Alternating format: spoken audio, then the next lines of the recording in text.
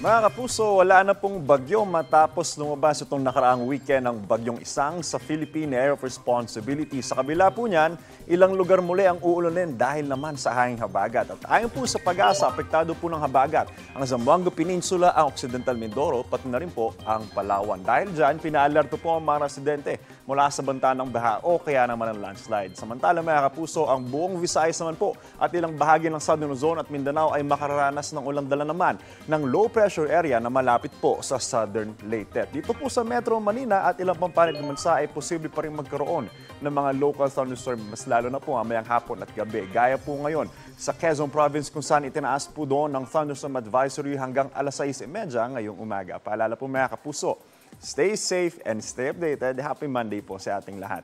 Ako po si Anzo Pertiera. Know the weather before you go. Para mag-safe lagi, mga kapuso.